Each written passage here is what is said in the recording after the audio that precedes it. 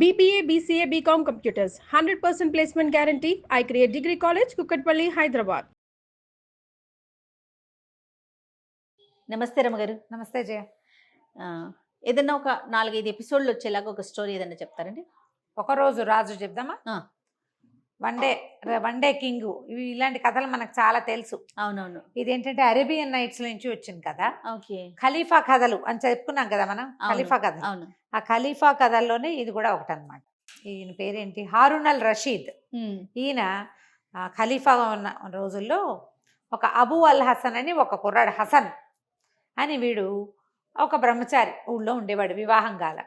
అయితే ఇతనంటే ఒక వింతైన వాడు అనమాట. వీడు రోజు ఏం చేసేవాడు, అమ్మ అతనే, తండ్రి లేడు. ఒక రోడ్డు మీద అలా వ్యాహ్యాళికి నడుచుకుంటూ పోయి ఊళ్ళోకి వచ్చేందుకు ఒక వంతెన ఉండేది. ఆ ఊర్లోకి రావడానికి బాగ్దాద్ నగరంలో ఆ చివరి వైపు నుంచునేవాడు. ఎవరైనా ఊళ్ళోకి వస్తున్న వాళ్ళల్లోంచి ఒక ఆయన్ని సెలెక్ట్ చేసుకునేవాడు, అతిథిగా తన ఇంటికి తీసుకుపోయేవాడు. శుభ్రంగా వాళ్ళకి బాగా తినిపించి రుచికరమైన పదార్థాలు మరి బాగా తాగిచ్చి తెల్లవారు పంపించేసేవాడు. తెల్లవారు వాళ్ళు రాత్రే వెళ్ళిపోయేవాళ్ళు. ఆతిథ్యం ఇచ్చేవాడు. ఓకే. ఒకసారి ఆతిథ్యం ఇచ్చిన వాడికి రెండోసారి ఆతిథ్యం ఇచ్చేవాడు కాదు. వాళ్ళు ఎవరో తెలియనట్టుగా కూడా మొహం పెట్టేవాడు. ఆ ఒకరోజు ఎంత మనసిచ్చి ఉండేవాడో వాళ్ళతోటి, ఎంతో ప్రేమగా అతిథుల్ని అత్యద్భుతంగా చూసుకునేవాడు. ఒకసారి ఆతిథ్యం ఇచ్చిన వాడికి రెండోసారి ఇవ్వడు, అది వాడి సిద్ధాంతం. ఓకే. అయితే ఏమైంది, ఆ కాలంలో ఖలీఫాట దేశాన్ని, ఊరిని చూసుకోవడానికి బాగ్దాద్ నగరం అంతా తిరిగేవాడు. నెలకు 1 రోజో 2 రోజులో ఉంటుంది ఆ ప్రోగ్రాం. ఆయన ఒక బానిసని వెంట పెట్టుకుని ఏదో ఒక వర్తకుడి వేషమో, ఏదో సాలవాడి వేషమో, ఏదో ఒక వేషం వేసుకుని తిరుగుతూ ఉండేవాడు. ఓకే. ఆ రోజున ఏమైంది, మోసల్ వర్తకుడు, మోసల్ అనేది ఒక ఊరు, ఆ మోసల్ నుంచి వచ్చే వర్తకులు విశేషంగా బాగ్దాద్ నగరానికి వచ్చేవాళ్ళు. ఒక మోసలు వర్తకులు, ఆ మోసల నుంచి వచ్చే వాళ్ళ డ్రెస్సింగ్ అది వేరేగా ఉంటుంది. కొన్ని మనకు తెలుస్తాయి చూడు, కొన్ని ఉంటాయి. మరాఠీ వాళ్ళని మనం గుర్తుపడతాం, వాళ్ళ క్యాప్ పంచెలు వాటితో అట్లా. ఈ మోసల వర్తకుడి వేషంలో ఈయన ఖలీఫా వస్తున్నాడు ఊళ్ళోకి. వస్తుంటే ఇతను చూశాడు. ఆయన వెనకాల ఒక దీర్ఘకాయుడుగా ఉన్న ఒక బానిస కూడా సహాయంగా ఉన్నాడు. ఆయనతో పాటు, రాజుగారితో పాటు వచ్చాడనమాట, ఖలీఫాతో పాటు. ఇతను నమస్కారం అని పలకరించాడు. వ్యాపారం పని మీద వస్తున్నారా, ఈ ఊళ్ళో మీకు తెలిసిన వాళ్ళు ఎవరైనా ఉన్నారా అన్నాడు. ఎవరు లేరంటే రండి రండి, మా ఇంటికి రండి, ఆతిథ్యం ఇస్తానంటే. ఇతని గురించి ఆల్రెడీ ఖలీఫా కొంచెం వినున్నాడు. ఎవరో కుర్రాడు ఇలా పై ఊళ్ళ నుంచి వచ్చే వాళ్ళకి ఆతిథ్యం ఇస్తాడు, రోజు ఆతిథ్యం, అదేమిటో తెలుసుకుందాం అనిపించింది. ఆయనకి ఏంటంటే వింత విశేషాలు, విడ్డూరమైన విషయాలు తెలుసుకోవటం ఆయనకి ఇష్టం. పైగా తనకి పొట్టచెక్కలు అయ్యేలాగా నవ్వొచ్చే సంఘటనలు కావాలి ఆయనకి. ఖలీఫాకి అట్లాంటి సరదా విడ్డూరాలన్నీ తెలుసుకోవాలని ఉంటుంది. సరే, వీడి విడ్డూరం ఏమిటో తెలుసుకుందామని తన బానిసతో పాటుగా వీళ్ళింటికి వచ్చాడు.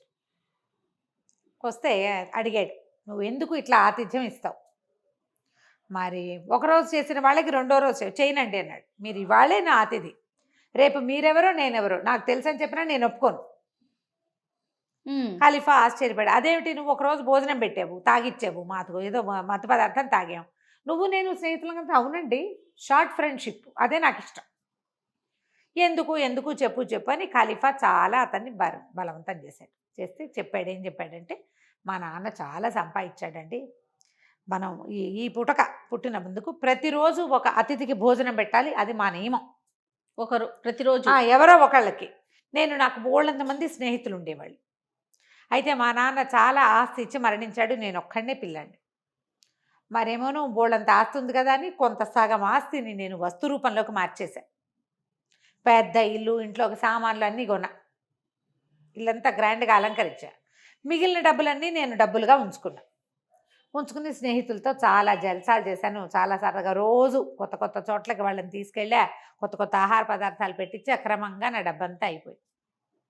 డబ్బు అయిపోయాక ఇంకా నా స్నేహితులు, నాతో పాటు తిన్న వాళ్ళంతా కూడా ఒక్కడు కూడా నాతో ఫ్రెండ్లీగా లేడు.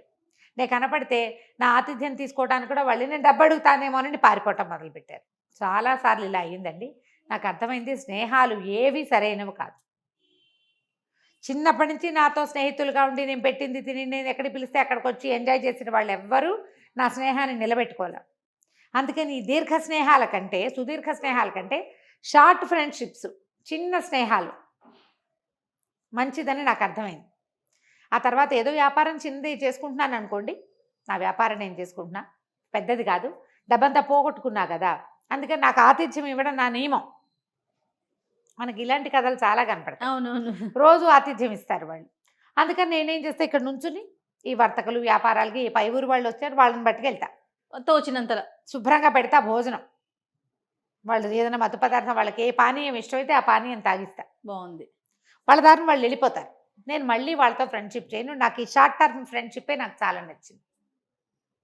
ఇది నా నియమం. బాగుందిగా. ఇల్లు చేరారు. అక్కడి నుంచి వాళ్ళ అమ్మ చక్కగా రుచికరమైన మంచి పదార్థాలు చాలా బాగా వండింది, బాతు మాంసాలు అవి ఇవి. కూర్చుని శుభ్రంగా తిన్నారు. ఈ దీర్ఘకాయుడిగా ఉన్న బానిసను కూడా మేపారు. ఆడ పక్కన కూర్చుని ఉన్నాడు. అక్కడి నుంచి ఆయన అన్నాడు, వర్తకుడు, మోసాల వర్తకుడు రూపంలో ఉన్నాడు కదా ఖలీఫా, నువ్వు ఇంత బాగా భోజనం పెట్టావు, నీకేం కావాలో అడుగు. ఖలీఫాలాగా అడుగుతున్నాను అనుకోకు, ఖలీఫాని కాకపోయినా ఖలీఫా అంత వాడినే నేను. ఓకే, నీకు ఏది కావాలో అది నేను చేస్తా అంటే, అబ్బెబ్బే నాకేం లేవండి అన్నాడు. ఆయన ఇంకా ఇంకా ఇంకా ఇంకా అడుగుతుంటే ఏమన్నాడు, నాకు కూడా ఒక కోరిక ఉందండి, ఒక పిచ్చి కోరిక అనుకోండి. ఖలీఫా కనుక కుదిరితే నన్ను ఒక్కరోజు ఖలీఫా చేయమని అడుగుతా.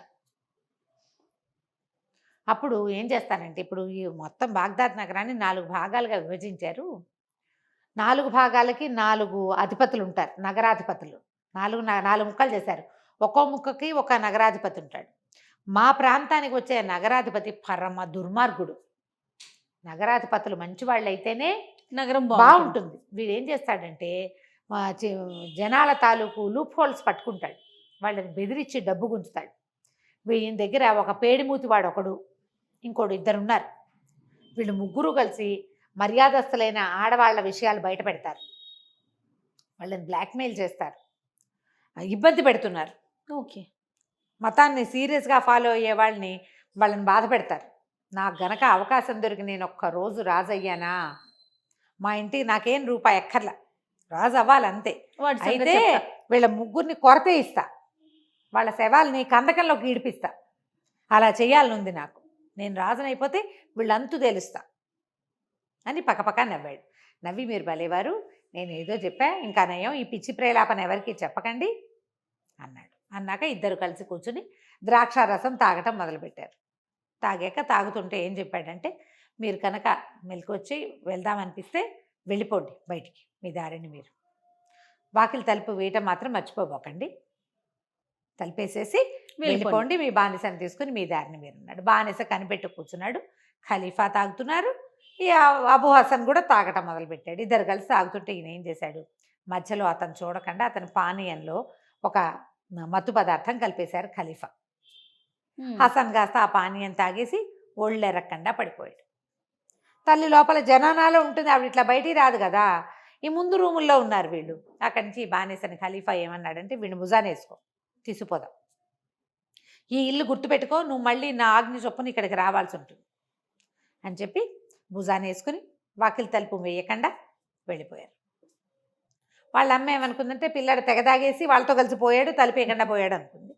ఎత్తు తీసుకుపోయాక ఒక రహస్య ద్వారం గుండా ఖలీఫా అంతఃపురంలోకి వెళ్ళిపోయాక అక్కడ లోపల ఉంటారు కదా ఈ అంతఃపురంలో వాళ్ళు, అరే వీడి బట్టలు మార్చేసేయండి, నేను రాత్రిపూట ఏ బట్టలు వేసుకుంటానో ఆ బట్టలు వేయండి, తెల్లవారేసరికల్లా వీడే మీ ఖలీఫా.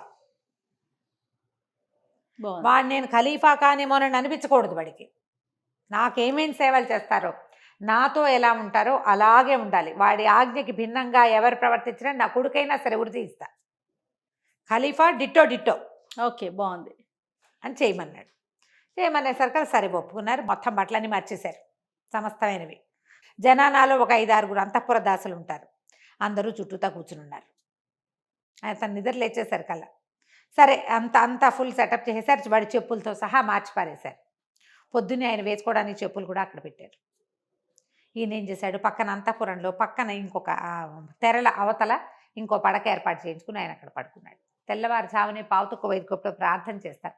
ఖలీఫా అంటే వీళ్ళు ముస్లిమ్స్ అని తెలిసింది కదా మనకి, ఆ పొద్దున్నే చేయవలసిన ప్రార్థన ఉంటుంది కదా, ఆ ప్రార్థన వేళకి కొంచెం ముందే నిద్ర లేపారు. నిద్ర లేపితే వీళ్ళు లేచి చూసుకున్నాడు, నిర్ఘాంతపోయాడు. ఇదేమిటి, నేను ఇక్కడ ఉన్నాను, వాళ్ళు తలుపేయడం మర్చిపోయాడు ఆ వర్తకుడు, నేను ఎక్కడికో నడుచుకుంటూ వచ్చేసానా, ఎవరింటికో వెళ్ళిపోయానా అనుకున్నాడు. చూస్తే బట్టలు అవి ఏంటో వింతగా ఉన్నాయి, పాలనురుగు లాంటి పక్క, ఏమిటో వాయిద్యాలు, చుట్టూతా ఆడవాళ్ళు, గందరగోళంగా ఉంది. ఖలీఫాకి జయం అంటున్నారు మధ్య మధ్యలో వాళ్ళు. వాడు నిర్ఘాంతపడు, ఓరి నా అమ్మ కొడుకు అని చెప్పుకుంటాడనమాట. నేను ఖలీఫానేమిట్రా, నీ ముద్ద నువ్వెవడివిరా అంటే తమరు ఖలీఫాయే అంటాడు. నిద్ర లేచి చూసుకున్నాడు. వీడు నిర్ఘాంతపోవటం, చేతులు గిల్లుకోవటం, ఓ బానిసని దగ్గరికి పిలిచి నా వేలు కొరుకు అని వేలు కొరికించుకుంటాడు. అయ్యి బాబోయ్ అనుకుని, ఇదేమిటి నేను ఇక్కడ ఎలా ఉన్నాను, నేను ఖలీఫా ఎలా అయిపోతాను, నేను అబూ అల్ హసన్ అంటారు. కాదు మీరు ఖలీఫాయేనని చెప్తారు వాళ్ళు. అక్కడి నుంచి చెప్పులు తెచ్చి పెడతారు. ఆ చెప్పులు చూస్తే అదేమో మేలిమి ముత్యాలు కుట్టున్నాయి చెప్పులు నింట, ముఖమలు చెప్పులు. ఆ చెప్పుల్లో కాళ్ళు పెట్టడానికి కూడా వాడు బోళ్ళంత విన్యాసం. వీళ్ళంతా పగలబడి లోపల నవ్వొస్తుంటుంది, వాళ్ళు నవ్వు బిగబెట్టుకుంటారు. ఆ తెరల అవతలు ఉన్న ఖలీఫా ఇదంతా చూస్తూ ఆయన విరగబడి నవ్వుకుంటూ ఉంటాడు. ఎంజాయ్ చేస్తున్నాడు ఆయన. వీడు నేను ఖలీఫాని కానుగాక కానంటాడు కానీ ఇంకేం చేయాలో తెలియదు.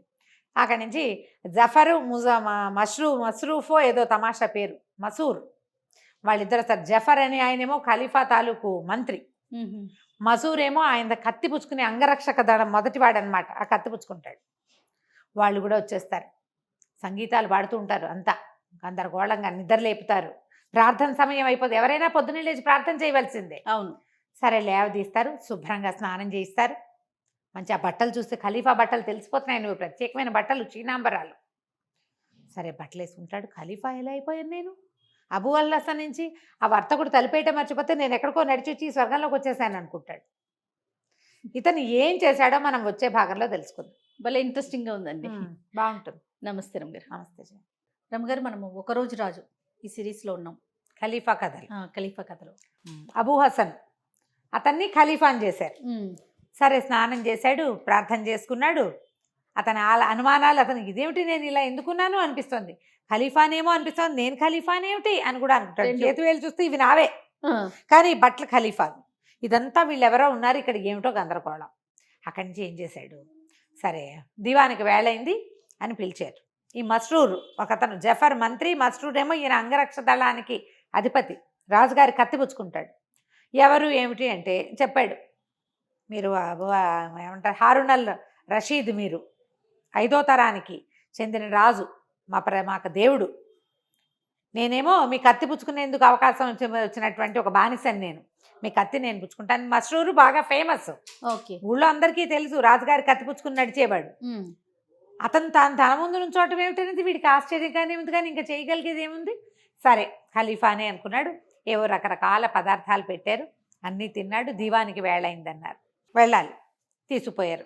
తీసుకెళ్తే ముందు కత్తి పుచ్చుకుంటూ మస్రూర్ నడుస్తున్నాడు. అంతా బానిసలు జెండాలు పుచ్చుకున్నారు. ఖలీఫా జిందాబాద్ అంటున్నారు. హారూన్ అల్ రషీద్ ఖలీఫా జిందాబాద్ ఇలాంటివి వినిపిస్తున్నాయి. ఏదో ఎక్కడ నడుస్తున్నాడో మబ్బుల్లో తేలుకుంటూ పోయాడు. ఆ పైన ఎక్కి కూర్చున్నాడు. ఆ కత్తిని ఇట్లా ఒక ధర్మదండం లాంటిది ఏదో పెట్టారు. అదేంటంటే తీర్పులు చెప్పే సమయం అనమాట. ఓ దండం అతని కాళ్ళ మీద పెట్టారు, కూర్చుని ఉన్నాడు. సరే వాళ్ళు ఒక్కొక్కళ్ళు అవి ఇవి చదవటం మొదలెట్టారు. ఫర్మాన్ అంటే కొత్త ఫర్మానాలు జారీ చేయాలి, ఆల్రెడీ ఏదైనా జరిగిన దాని మీద శిక్షలు ఇవ్వాలి. ఖలీఫా గారు వెనకాలే ఉన్నాడు పరదాల చాటు నుండి. వీడు చెప్పే తీర్పులు అవి చూసి ఆశ్చర్యపడి, వీడు చాలా తెలివైన వాడు, వాడు తెలివి తక్కువవాడు, పిచ్చి నిర్ణయాలు కాదు. ఈ రోజున ఇతనే ఖలీఫా. ప్రజలకి అందరికీ ఇతని మొహం స్పష్టంగా కనపడదు. ఒక పెద్ద అంగరఖ వేస్తారు, ఒక నెత్తి మీద ఒక క్యాప్ పెడతారు, దాని మీద ఒక కుర్చీ ఇట్లా వేళ్లాడుతుంటుంది. మొహం బాగా తెలీదు. ఖలీఫా పొట్టైపోయాడు, పొడుగైపోయాడు, లావైపోయాడు, సన్నమైపోయాడు, ఆ డిఫరెన్స్ ఏం తెలియదు. చుట్టుపక్కలంతా జనం ఉంటారు. ఈయన ఎక్కి ఆ గద్దె మీద కూర్చుంటాడు. దూరం నుంచి చూసేటప్పుడు ఆ నగలు అలంకారంతో అలాగే కనపడతారు కదా. అవును. దాంతో ప్రజలు వచ్చిన వాళ్ళు కూడా ఎవ్వరూ మాట్లాడలేదు. ఆయనే ఖలీఫా కింద నడిపించేస్తుంది అనమాట. అక్కడి నుంచి చెప్పాడు, అహ్మద్ అని ఒకడిని పిలిచాడు. అతను ఎవరంటే ఈ మన నగర రక్షక దళం దాని హెడ్. నేను వెళ్ళి మన నగరంలో, బాగ్దాద్ నగరంలో ఫలానా పేటలో ఫలానా వీధిలో ఫలానా ఒకడు ఉంటాడు, వాడితో పాటు 2 ఉంటారు, ఒక బట్టతలవాడు, ఒక పేడు మూతివాడు, ఇవే పేర్లు ఉంటాయి ఆ పుస్తకంలో. వాళ్ళ పట్టుకో, వాళ్ళ ముగ్గురికి గుళ్ళు గీయించు, ఒంటి మీద తిరగా బొరలా కూర్చోబెట్టి, వాళ్ళు అంటే ముందుకు ముఖం కాకుండా వెనక వైపుకి ముఖం కూర్చోబెట్టి వాళ్ళ ముగ్గురిని ఊరేగిచ్చు, మెళ్ళలో చెప్పులు దండలేసి. తర్వాత వాళ్ళల్లో వాడిని పేటకు అధిపతి ఎవడైతే నగరాధిపతి ఉన్నాడో వాడిని కొరతేయచ్చు. వాడి శవాన్ని చచ్చిపోయాక, కొరతేసిన తర్వాత చచ్చిపోతాడు, చచ్చిపోయిన శవాన్ని మన దీంట్లోకి అగర్తలోకి తోసేయి. తర్వాత ఏమో ఇద్దరున్నారు కదా, వాళ్ళకి తగిన శిక్ష విధించు. అక్కడి నుంచి చాటింపు వేయి నగరంలో. ఏమిటి, ఎవరైతే మర్యాదస్తులకి మర్యాదగా భంగం చేస్తారో, కులస్త్రీలకి చెడుపు చేస్తారో, ఇతరులని బాధిస్తారో వాళ్ళకి ఇదే శాస్తి. ఖలీఫా చేయమన్నాడు, ఇదే చేస్తాం. ఇక ముందు ఇదే జరుగుతుంది. ఎవరైనా వీళ్ళ మీద ఎవరి మీదైనా ఒక ఫిర్యాదు ఇచ్చి వీళ్ళు ఇలా ప్రవర్తిస్తారంటే వాళ్ళకి ఈ శిక్షని నువ్వు అమలు చేయి, రాసుకో కాగితం అన్నాడు. ఆయన అహ్మద్ చూశాడు మస్రూడ్ కేసు. మస్రూడ్ తలుపాడు, రాసేసుకో ఖలీఫా చెప్తోందని. రాసేశారు. అక్కడి నుంచి ఇంకోటి చెప్పాడు. ఇంకో కాసేపు ఆలోచించుకున్నాడు ఇతను, రషీదు కాదు మన హసన్. ఇంత చేసి పాపం మన అమ్మ, ఆవిడ దగ్గర డబ్బులు లేవు, ఇల్లు వాకిలి ఉన్నాయి, కానీ ఫలానా సందులో ఫలానా ముసలావిడ, ఆ ముసలావిడికి 1000 వరహాలు ఇవ్వు, ఖలీఫా పంపించాడని చెప్పు. ఆవిడ కొడుకు ఇచ్చిన ఆతిథ్యానికి మెచ్చి ఖలీఫా పంపించాడని చెప్పు. సరే, దానికి కూడా మస్రూర్ సరే అన్నాడు. అహ్మద్ పంపించేశాడు. ఆ డబ్బులు వెళ్ళిపోయినాయి. వీళ్ళ ముగ్గురిని తిరగాసి కూర్చోబెట్టి ముందు కూర్చోబెట్టి చేసేసారు. మీ ఆజ్ఞ శిరసాభ ఇచ్చామని కాగితం రాశారు. అక్కడి నుంచి మధ్యాహ్నం భోజనం వేళైంది. భోజనం చేసి ఎన్ని రకాల పదార్థాలో అన్నీ కొంచెం కొంచెం కొంచెం రుచి చూశాడు. అక్కడి నుంచి చుట్టూతా కూర్చొని సంగీతం పాడుతున్నారు. ఎవరో ఒకళ్ళది కాకుండా ప్రతి పిల్లతోటి సంగీతం పాడిచ్చాడు. అవన్నీ విన్నాడు. ఇదేదో ఒక అవకాశం వచ్చింది. చీకటి పడింది. ఇక నిద్రవేళ అయింది. నిద్రవేళగా నేను బట్టలు మార్పిచ్చారు. బట్టలు మార్చుకున్నాడు. అక్కడి నుంచి జనాన మొత్తం అంతా వెళ్ళిపోయి 7 అంతఃపుర దాసులు రాజుగారితో గడపడానికి. రాజుకి మన ఖలీఫాకి జుబేదా అని రాణి ఉంది. అక్కడికి ఇతని పంపల. ఈ అంతఃపురం ఈ పడక గదిలోనే ఉంచారు. ఉంచి ఆ చుట్టుపక్కల అందరు దాసులు ఉన్నారు. ప్రతి వాళ్ళు ఒక టింగ్ టింగ్ అని వాయించారు. ఒకళ్ళు వాయించారు, ఒకళ్ళు పాడారు, ఒకళ్ళు డ్యాన్స్ చేశారు. తలా ఒక ఇది పట్టుకున్నారు, ఏమంటారు, తలా ఒక పానీయం పుచ్చుకున్నారు, వేరువేరువి. అందరి దగ్గర నుంచి తలా కొంచెం పానీయము పుచ్చుకుని రుచి చూశాడు. అందరి సంగీతాలు విన్నాడు. నేను ఖలీఫాని అయిపోయాను అని అనుకుని చాలా గాఢంగా ఊపిరి పీలుస్తూ మెల్లిగా నిద్రకి ఉపక్రమించాడు.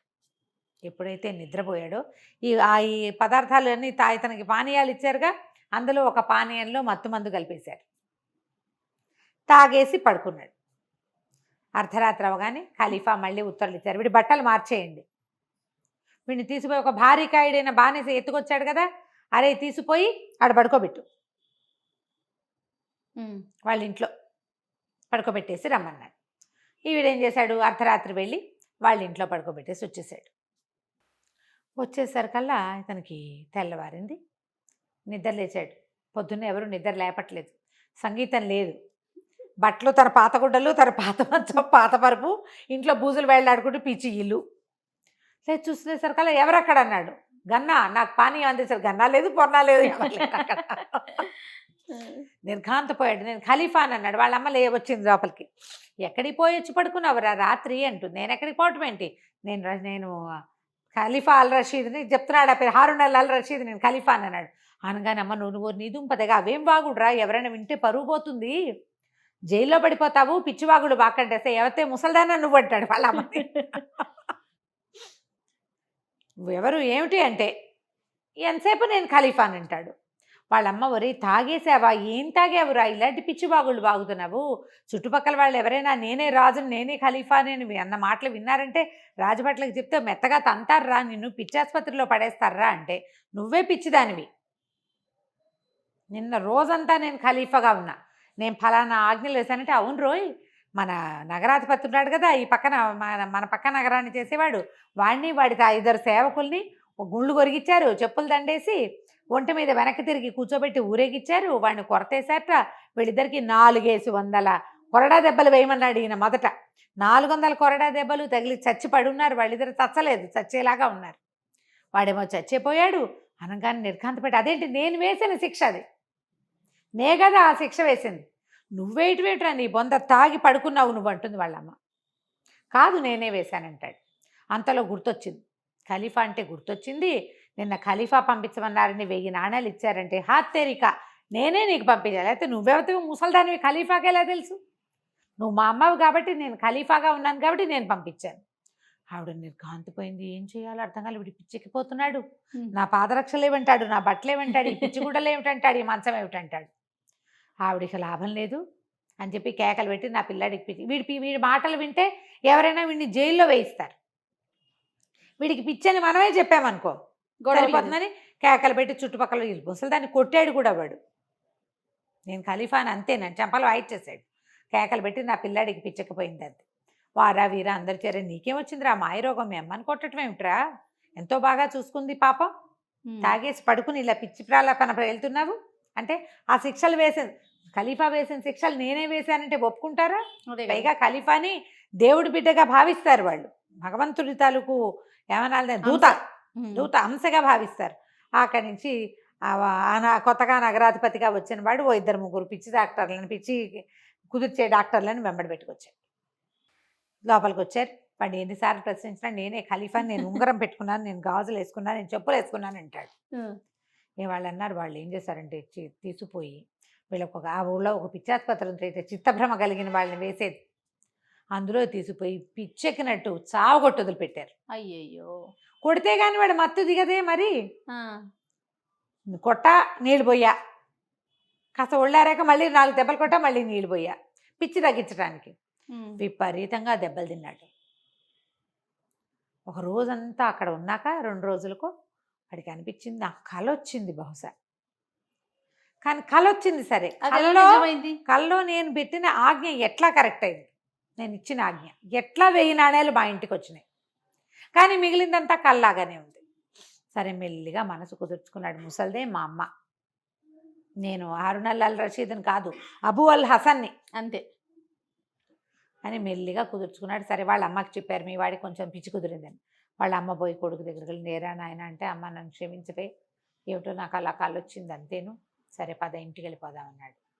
ఇంటికి తీసుకొచ్చింది. నెల పట్టింది వాడు తేరుకోవటానికి. ఒక రోజున మళ్ళీ వెళ్ళి వంతెన దగ్గర నుంచున్నాడు. వీడి కర్మానికి మళ్ళీ ఖలీఫా తిరిగే రోజు వచ్చింది. ఆయన తిరుగుతాడు కదా నెలకోసారి 2 సార్లు. ఆయన దూరం నుంచి వస్తున్నాడు. వస్తుంటే వీడు గుర్తుపట్టేశాడు. వీడు ఒకసారి ఆతిథ్యం ఇచ్చిన వాళ్ళని గుర్తుపడతాడు కదా, కానీ వాళ్ళ జోలికి వెళ్ళడు. ఆయనేమో వీడికేసే చూస్తున్నాడు, వీడు అటు చూస్తున్నాడు, ఇది చూస్తున్నాడు, ఇక్కడ చూస్తున్నాడు అనమాట.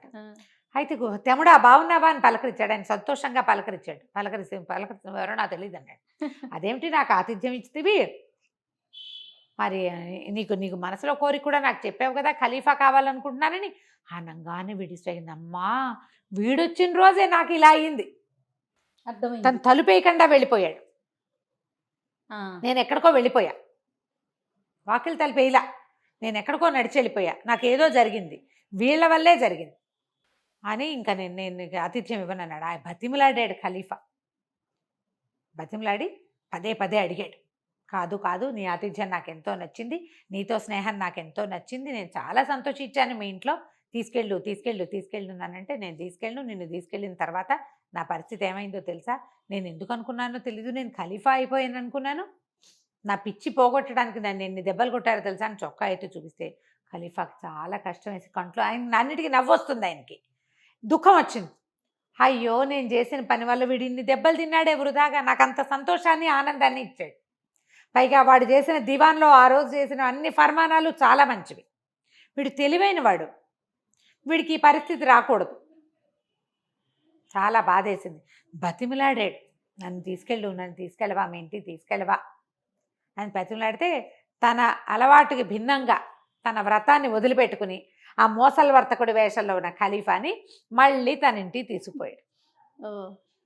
ఇంటికి తీసుకెళ్ళాడు. వాళ్ళమ్మ రుచికరమైన పదార్థాలు చేసి పెట్టింది, చక్కగా తిన్నారు. ఈయన మళ్ళీ ద్రాక్ష రసంలో మత్తుమందు కలిపేశాడు. కలిపేసేసి వాడికి ఇచ్చేసాడు. తాగేసి పడిపోయాడు. మళ్ళీ హసన్ పడిపోగానే ఈయన బానిసని వీడిని ఎత్తుకుని పదరా వెళ్దామన్నాడు. వాడిని తీసుకుపోయారు. ఎత్తుకుని తీసుకుని వెళ్ళారు. తీసుకెళ్ళి అంటే అప్పుడు చెప్పాడు అనమాట, నీకు పెళ్లి చేసుకోవాలని లేదా, అది లేదా ఇది లేదా అని అడిగాడు. ఎందుకు చేసుకోవాలని లేదు, పెళ్లి చేసుకోవాలని ఉంది, కాకపోతే ఏంటంటే నాకు ఇలా పిచ్చి పిచ్చిగా వీళ్ళని చేసుకోవాలని లేదు, బాగా నాలాగానే మంచి మంచి ఊహలు, చక్కగా కవిత్వం, నాకేంటి తినడము తాగటము, అతిథులతోటి కాలక్షేపం చేయటము, కవిత్వం రాసుకోవటము, సంగీతం వినటం అలాంటివి ఇష్టం. అలాంటి టేస్ట్ ఉన్న వాళ్ళనైతేనే చేసుకుంటా. ఏదో ఇళ్లలో ఉండి ఎంతసేపు ఏడ్చి గందరగోళం చేసి అది కావాలి ఇది కావాలి పీడిచ్చేవాళ్ళు, వాళ్ళతో నాకు కుదరదంటాడు. సరే నేం చేశాడు, ఎత్తుకొని పదమని ఈసారి రహస్య ద్వారం గుండా కాకుండా రాచమార్గం గుండానే ఈ హసన్ని తీసుకుని బానిసతో సహా ఖలీఫా రాజభవనం అంతఃపురంలోకి తీసుకుపోయాడు. పడుకోబెట్టారు, బట్టలు మార్చేశారు. మళ్ళీ తెల్లారగానే గుంపంతా తయారు. ఈసారి జఫర్ కూడా వచ్చేసాడు, మంత్రి గారు కూడా. ఓకే. అందరు వచ్చారు. ప్రార్థనకు వేళైంది, నిద్ర లేవండి అని. ఈయన పక్కన ఇంకొక గదిలో పడుకున్నాడు. వీళ్ళు లేవగానే వచ్చింది మళ్ళీ కల. వాడు అనుకుంటున్నాడు అనమాట, మళ్ళా వచ్చింది. ఒరే హసన్, మీ అమ్మ కొడక, నువ్వు రాజువు కాదురా, నీకు మళ్ళీ కల వచ్చిందిరా, ఈసారి ఏం తన్నులు తినబోతావో నువ్వు. వాడికి వెంటనే తట్టిందనమాట, ఇది మళ్ళీ జరిగింది. కాకపోతే వాడికి ఊహ వచ్చింది. మోసలి వర్తకుడు మొదటిసారి వచ్చినప్పుడు నేను అక్కడికి వెళ్ళా, ఇక్కడికి వచ్చా. మళ్ళీ ఆయన రెండోసారి వచ్చినప్పుడు వచ్చానంటే ఇక్కడ ఏదో ఉంది కనిపెట్టాడు, అర్థమైంది, ఊహించాడు. నేను ఈ చెప్పులు వేసుకోను, నేను ఈ బట్టలు వేసుకోను అన్నాడు. ప్రార్థనైనా చేయమన్నారు. వాళ్ళందరికీ నవ్వొచ్చింది. చుట్టూతో 7 అమ్మాయిలు ఉన్నారు కదా, ఈ 7 అమ్మాయిల్లో ఒక అమ్మాయి గన్నా, వాడికి నచ్చింది. ఓహో. ఆ గన్నా చాలా బాగుంది, చక్కగా సంగీతం పాడుతుంది, దాని మొహం దాని కళ్ళు అన్నీ నచ్చినాయి. వాళ్ళందరూ ద్రాక్షారసం పోసిచ్చారు. పొద్దున్నే ద్రాక్షరసం తాగి స్నానం చేయాలన్నమాట. ఇక్కడ ఏం జరుగుతోందని నాకు అర్థమైపోయింది అని ప్రకటించాడు. ఓకే. ప్రకటించగానే ఖలీఫాకి తెలిసిందనమాట, వీడికి అర్థమైందని. వాడు ఊహించేశాడు అని. సరే, అక్కడి నుంచి ఆయన బయటకు వచ్చి కావలించుకున్నాడు. నా వల్ల నువ్వు దెబ్బలు తిన్నావు, నిన్ను సంతోష పెట్టేందుకు ఏది కావాలంటే అది చేస్తాను నేను అన్నాడు. ఏం చేయమంటాడో మనం వచ్చే భాగంలో విందాం. భలే ఉంది రమ్మగారు. నమస్తే అండి. నమస్తే రమ్మగారు. ఒకరోజు రాజు సిరీస్ చెప్పుకున్న 2 భాగాలు అయిపోయినాయి, 2 కూడా టెలికాస్ట్ కూడా అయిపోయినాయి రమ్మగారు, పబ్లిక్ లోకి వెళ్ళిపోయినాయి. మరి నెక్స్ట్ ఎపిసోడ్ ఏంటి? సరే, హసన్ చేస్తాడు. హసన్ కి తెలిసింది కదా ఇది జరిగింది అని. ఖలీఫా కూడా ఒప్పుకున్నారు, చాలా సంతోషించారు. నీ చేష్టలు, ఆయనకి ఏంటంటే అట్లా విచిత్రంగా జరిగే వ్యవహారాలు, విడ్డూరపు విషయాల మీద ఆసక్తి. ఓకే. అందుకని చేశాడు ఈ పని. అక్కడి నుంచి ఈ హసన్ని చక్కగా స్నానం చేయించారు. ముందు రోజు ఖలీఫా వేషంలో ఎలా చేయించారో అట్లా చక్కగా స్నానాలు చేయించి మంచి మంచి బట్టలు తొడిగి బాగా చక్కగా విందులు వినోదాలతో ఉన్న ట్రీట్మెంట్ మళ్ళీ ఉంది. ఈసారి ఖలీఫాగా లేదు, ఖలీఫా తమ్ముడుగా మాత్రమే తీసుకున్నారు. చక్కగా ఆడి పాడారు. ఈ ఆడపిల్లలంతా డ్యాన్సులు చేశారు, గోళ్ళంతా విందు వినోదాలు కాలక్షేపం చేశారు. అయితే ఈయన ఏమన్నాడు, నీ దగ్గర డబ్బులు లేవు, నువ్వేం చేస్తావు, విందు వినోదాలు కాలక్షేపం చేసి రోజుకు ఒక అతిథికి ఆతిథ్యం ఇస్తావు, నెలకి 10,000 దినారాలు నీకు వచ్చేలాగా ఏర్పాటు చేస్తా. అబ్బా సూపర్. మీ ఇంటికి డబ్బులు వచ్చేస్తాయి, నువ్వు రోజు వచ్చి నన్ను ఆనందింపచేయి, కబుర్లు చెప్పు నాతోటి, ఓకే, నీ ఆతిథ్యాలు వ్యవహారాలు నువ్వు చేసుకో అని చెప్పాడు. చెప్పి దాంతో పాటు ఏం చేశాడంటే, ఆవిడ అంతఃపురంలో కూడా తిరగచ్చు. రాణి జుబేదా ఆయన ఆవిడ పేరు, మహారాణి పేరు. ఆ జుబేదా మందిరంలో కూడా ఈ హసను యథేచ్ఛగా లోపలికి వెళ్ళిపోయేవాడు. ఓకే. శుభ్రంగా అన్ని చోట్లకి తిరిగేవాడు, వాళ్ళతో వీళ్ళతో కబుర్లు చెప్పుకునేవాడు, ఎవరి దగ్గర ఏదో ఒకటి సరదా కోతి వేషాలు వేసేవాడు. ఖలీఫా దగ్గర ఆయనతో పాటు సభకి దివాన్కి వెళ్ళేవాడు. ఆ రాణి దగ్గర రాణి కలిసినప్పుడు, ఖలీఫా జుబేదా కలిసినప్పుడు కూడా హాయిగా వాళ్ళ దగ్గరికి వెళ్ళిపోయి కబుర్లు చెప్పేవాడు. అసలు ఎంత స్వతంత్రంగానో ఉండేవాడు. డబ్బులు వచ్చేస్తున్నాయి, హాయిమని ఉన్నాడు. అయితే ఏమైంది, ఓసారి జుబేదా ఏమందంటే, రాణిగారు కుర్రాడు బ్రహ్మచారి, వాడికి ఇంకా పెళ్లి కాలేదు, వాళ్ళ అమ్మ ముసలిది, వాడికి ఇంటికి ఆడదిక్కు ఒకటి కావాలి కదా, మరి ఆలోచించి వాడికి ఒక పెళ్లి చెయ్యి అని రాజుగారికి చెప్పింది. ఈయన అన్నాడు, నమ్మును నేను ఇదివరకు మాట్లాడినప్పుడు నీకు చక్కటి పెళ్ళని చూసి పెళ్లి చేస్తానన్నాను, సరే పెళ్లి చేద్దాం అనుకుని ఏమనుకున్నారు, ఈ తమ దగ్గర బోళ్ళంతమంది బానిసలు ఉంటారు. ఈ బానిసలు అంటే వీళ్ళు పనిచేసేవాళ్ళు అని కాదు, వీళ్ళు కొంటారు. ఓకే. అప్పట్లో ఏమిటో ఈ కథల్లో అన్ని బానిసలు కొనడాలు కథలు బాగా కనపడతాయి. ఆడబానిస పనులు చేసే బానిసలు ఉంటారు, సహాయంగా ఊరికే పక్కన ఉండేవాళ్ళు, తోడు ఉండేవాళ్ళు, వాళ్ళ వెనకాల పడి ఉండటమే అనమాట. వీళ్ళు పెళ్ళిళ్ళు అవి కూడా చేసేస్తారు. బానిసకి పెళ్లి చేస్తే దాని మొగుడు కూడా ఇంకో రకం. వీళ్ళ దగ్గర ఉన్న సైనికులు ఎవరికైనా చేస్తే ఈ బానిసని వాడికి ఇచ్చేసి సంతోషంగా ఇచ్చేసేవాళ్ళు. ఇక అమ్మాయి వీళ్ళ దగ్గరికి రావక్కర్లేదు, దాని కాపురం అది చేసుకోవచ్చు. అట్లాంటి కథలు బోల్డ్ కనపడతాయి. ఓకే. అయితే ఈ బోల్డ్ ఎంతమంది బానిస పిల్లలు ఉన్నారు, అందరూ ఆడపిల్లలు అందమైన వాళ్ళు. వీడికి ఎవరికైనా నచ్చితే ఆ పిల్లనిచ్చి వాడికి పెళ్లి చేద్దాం అని ఆలోచించారు. ఇవి వాళ్ళ సొంత జాతుల్లో కూడా వాళ్ళు కూడా ఉంటారు ఈ బానిసలుగా. తల్లిదండ్రి పెంచలేక అమ్మేసుకున్నవి, పిల్లల్ని ఎక్కడి నుంచైనా ఎత్తుకొచ్చేసి అమ్మేసేవాళ్ళు, అలాంటివి కనిపిస్తాయి. ఈ కథల్లో చాలా ఉంటాయి. మా నాన్నకి 14 మంది పిల్లలు, అందులో మమ్మల్ని 5గురు నమ్మేశాడు, అలాంటి కథలు కూడా కొన్ని కనిపిస్తాయి. అందరూ ఆడపిల్లలే పుడితే వాళ్ళ నాన్న 5గురు నమ్మేశాడు, 5గురిని పెళ్లి చేశాడు, ఓ 2 దగ్గర ఉంచుకున్నాడు, అలాంటి కథలు చెప్తారనమాట. అయితే ఏమైంది, సరే ఇతను వచ్చేసరికి హసన్ వచ్చేసరికి మొత్తం ఒక నాట్యం గ్రూప్ ఒకటి ఏర్పరిచారు. ఏర్పరిస్తే అదంతా కూర్చుని కబుర్లు చెప్పుకుంటుంటే అడిగాడు రాజు, ఖలీఫా అడిగాడు అనమాట, ఏరా అబ్బాయి పెళ్లి చేసుకుంటావా నువ్వంటే, ఎందుకు చేసుకోనండి పెళ్లి చేసుకుంటాను అన్నాడు. ఎట్లాంటి పిల్ల కావాలరా నీకు? అందమైన పిల్ల కావాలంటే అది అందమైనదే కాదండి, నాకు హాయిగా తింటాం, చక్కగా రుచికరంగా చక్కటి ద్రాక్ష సవం తాగటం, విందు వినోదాలతో కాలక్షేపం చేయటం, ఆ తర్వాత అతిథి పూజ, తర్వాత కవిత్వం, చక్కగా సంగీతం విని కవిత్వాలు రాసుకుని ఒక కొత్త పాట కట్టి దానికి మ్యూజిక్ చేయించి అవంటే ఇష్టం. ఇలా ఇష్టం ఉన్న పిల్లని ఎవరినైనా చేసుకుంటా. రిక్వైర్మెంట్స్ అయితే చాలానే ఉన్నాయి. అంతేగాని ఇళ్లలో ఉండి ఎంతసేపు అది తీసుకురా ఇది తీసుకురా, పప్పు కావాలి ఉప్పు కావాలి నగలు కావాలి నాణ్యాలు కావాలి, ఈ వ్యవహారం పడదండి మనకి. అలా వాళ్ళు కాదు, ఇలా వాళ్ళు కావాలి.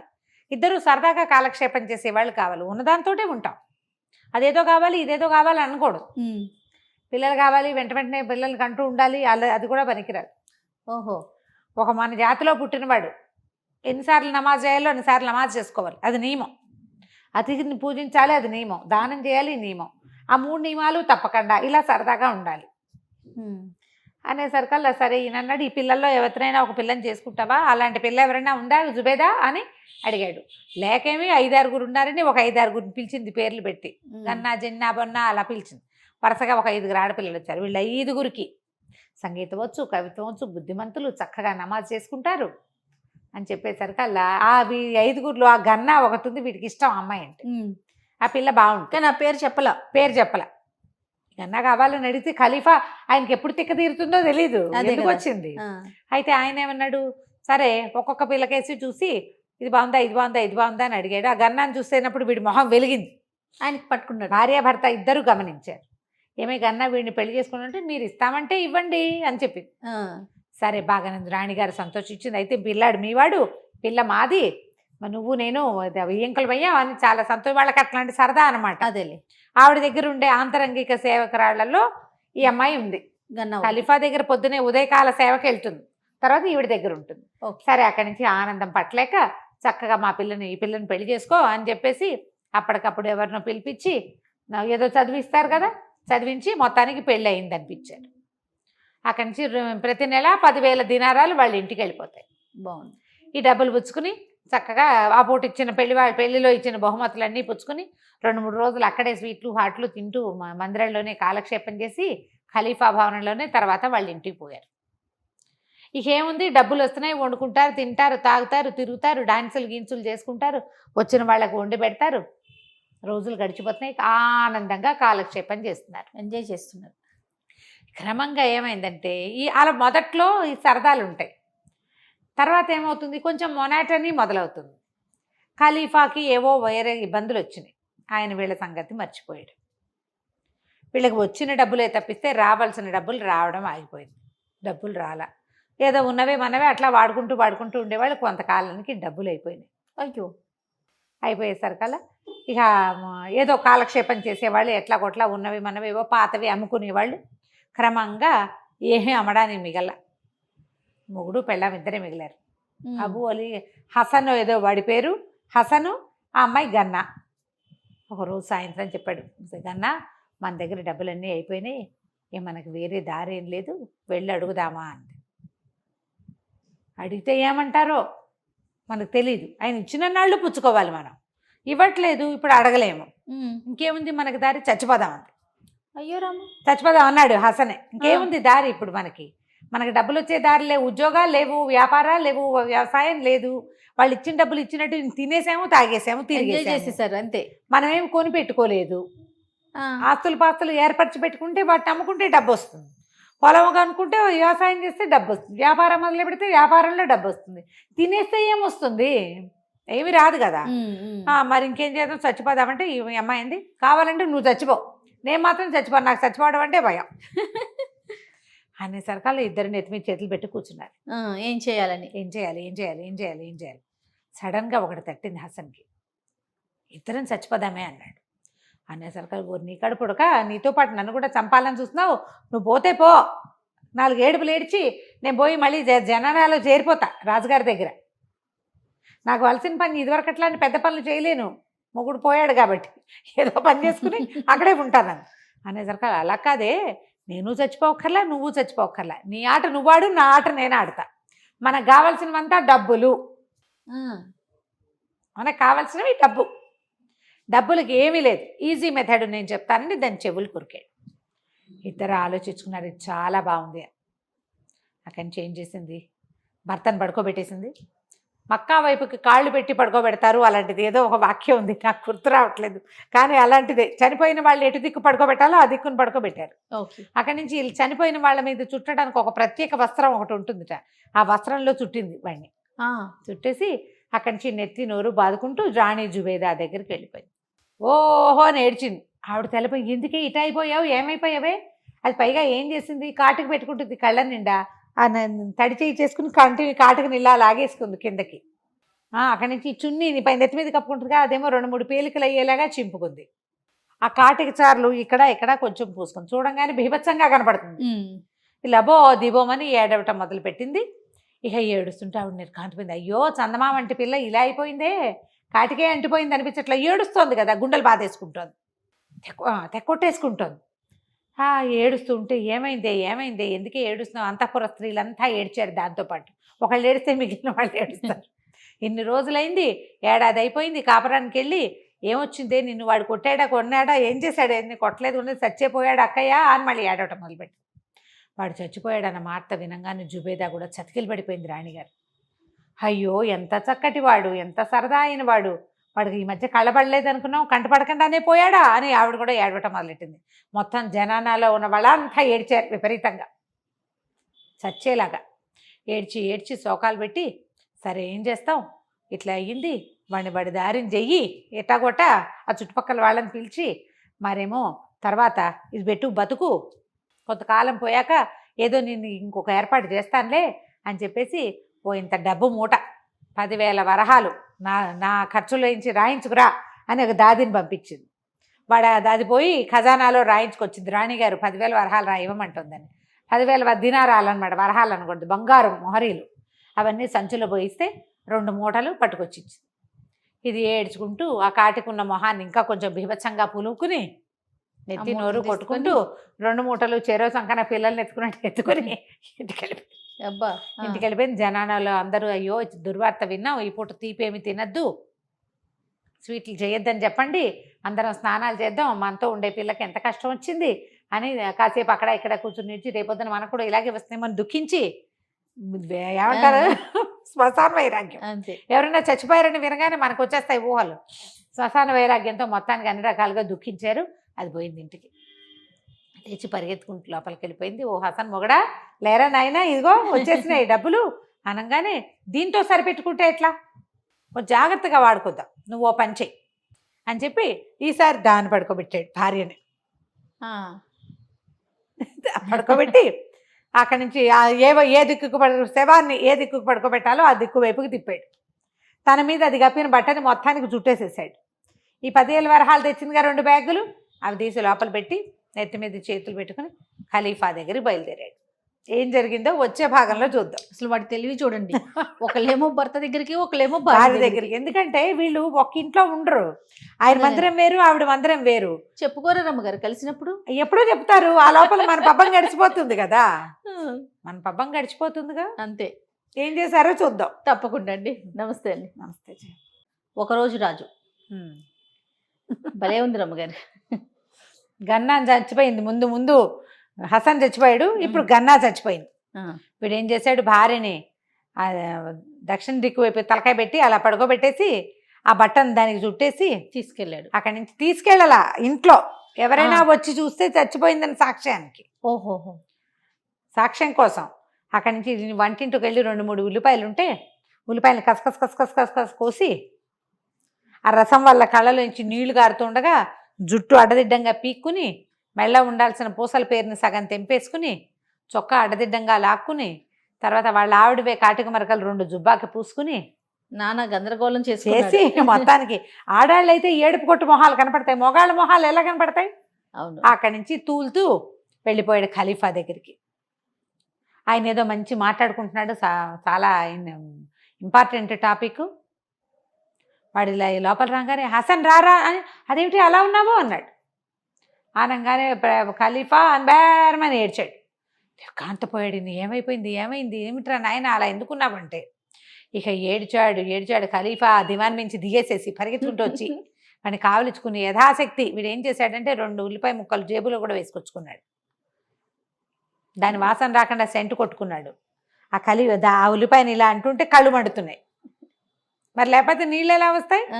అక్కడి నుంచి ఇక ఏడవటం మొదలుపెట్టా. గన్నావో వెళ్ళిపోయిందో, చచ్చిపోయిందో, నన్ను వదిలేసి వెళ్ళిపోయిందో, నా బతుకు ఇలాగైపోయిందో, వైద్యానికి ఎంత ఖర్చు పెట్టానో అయినా సరే దక్కలేదు, డబ్బు పోయింది, పిల్ల పోయింది, నా బతుకు ఇలా అయిపోయింది, నువ్వు నన్ను ఆదరించి ఎంతో చూసావు కానీ నా గన్నా దక్కలేదు అని విపరీతంగా ఏడ్చాడు. సభలో సగం మంది కన్నీరు కార్చారు. అమ్మో ఇంటికి వెళ్ళేసరికి నా పెళ్ళాం ఉంటుందో ఉండదో అని టెన్షన్ వచ్చినాయి జనాలకి.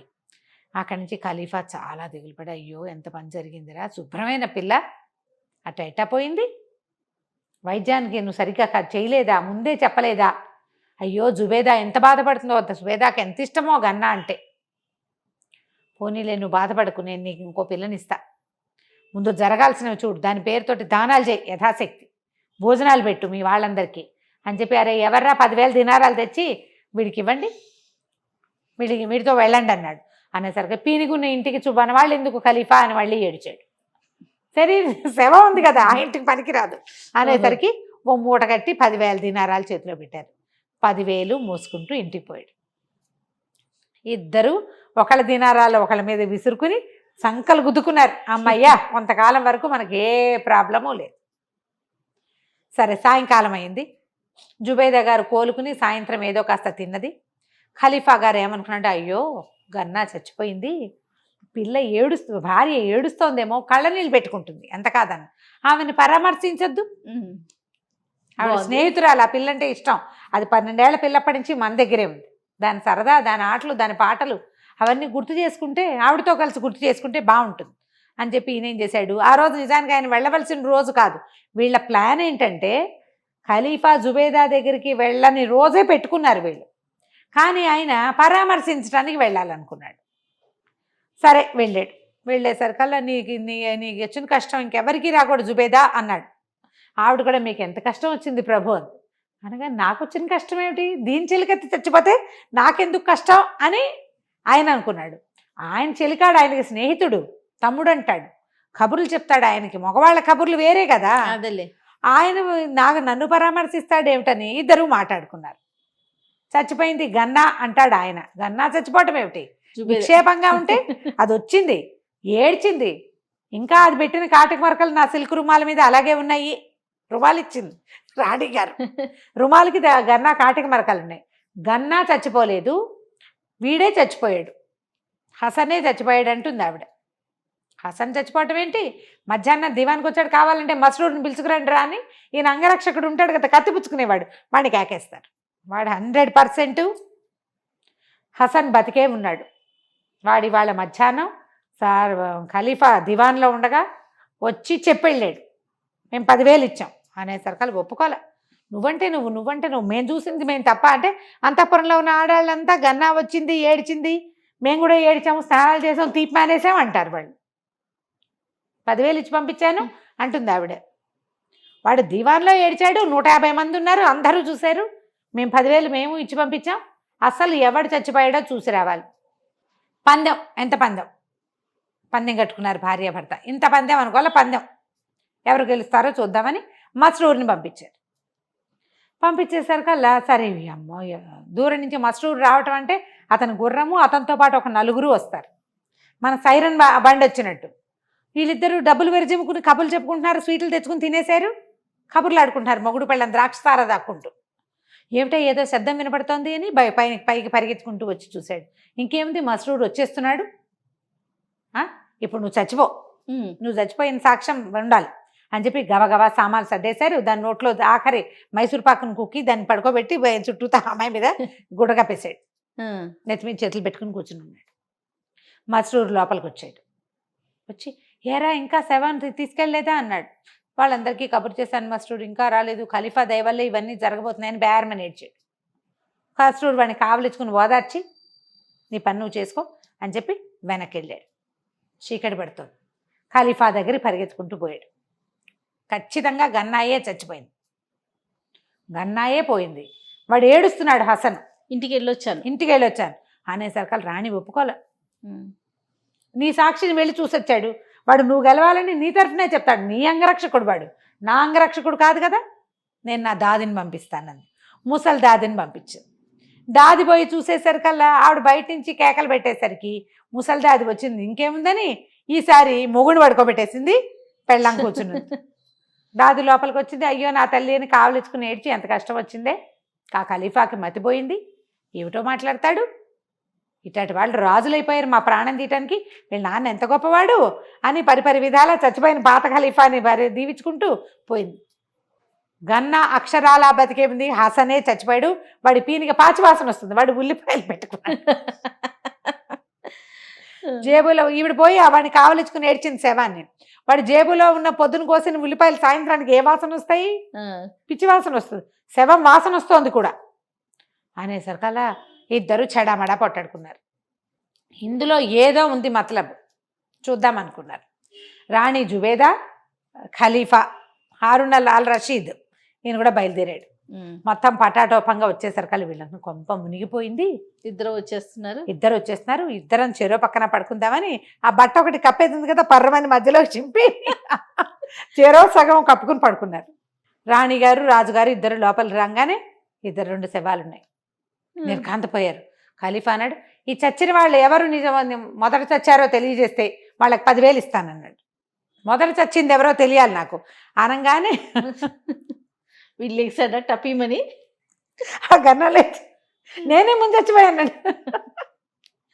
అనగానే వీళ్ళు లేచాడు హసను. ప్రభు 10,000 వరహాలు కాదు, ఎందున్నా తాగేస్తుంది ప్రభు దీని దాహానికి అని లేచి కూర్చున్నాడు. ఆయన ఖలీఫాకి పిచ్చి నవ్వొచ్చేసింది. ఆయనకి లోపలికి వచ్చి 2 శవాలు చూడంగానే డౌట్ వచ్చింది, వీడేదో ప్లే చేస్తున్నాడు అని పిచ్చిగా నవ్వి వచ్చేసింది అనమాట ఆయనకి. పక్క కడుపు పట్టుకుని నవ్వుతూ, ఒరే నువ్వు చస్తూ కూడా నవ్విస్తావురా, ఏం చేసావు ఏమిటి అంటే, ఇద్దరు మెల్లిగా ఇలా జరిగింది, ఇలా చేసాం, డబ్బుల కోసమే ఇదంతా చేసాం అంటే, మీ పరిస్థితిని నేను తెలుసుకోకుండా ఇలా పొరపాటు చేశాను, ఒక 3-4 నెలలు నీకు డబ్బు పంపకుండా అయిపోయింది, ఇక మీరు విడిగా ఉండొద్దు, గన్న అంతఃపురంలో ఉంటుంది, నువ్వు దివాన్లో ఉండు, మాతో పాటే ఉండండి, హాయిగా పిల్లల్ని కానీ సంతోషంగా ఉందరు కానీ, నెల జీతాలు అక్కడే అందుతాయి, అప్పుడు రాత్రులు మీ ఇంటికి వచ్చి మీరు పడుకుందరు కానీ అని చెప్పి సంతోషంగా కావలించుకుని ఆ ఇద్దరు రాజు రాణి వస్తే ఎలా ఉంటుంది, ఆ వీధంతా పట్టపగలల్లే ఉంది రాత్రిపూట. మొత్తాన్ని అదేంటంటే దీనివల్లే ఇంత డబ్బు ఖర్చు అయింది, నా ఒకటి అయితే నేను ఇంకా కొన్నాళ్ళు వాడుకునేవాడిని, దీన్ని పెళ్లి చేసుకోవడంతో నాతో పాటు అది తాగేస్తుంది, అది తినేస్తుంది, అది కూడా అతిథులను పిలుచుకొచ్చేస్తుంది, అది దాని అతిథులు దానికి. మొత్తానికి అమ్మాయ అనుకున్నారు. ఆ తర్వాత ఒకరోజు రాజు ఎప్పటికీ రాజుగారి తమ్ముడుగానే ఉండిపోయాడు. కథ కంచికి మనం ఇంటికి. నమస్తే రమ్మగారు. నమస్తే.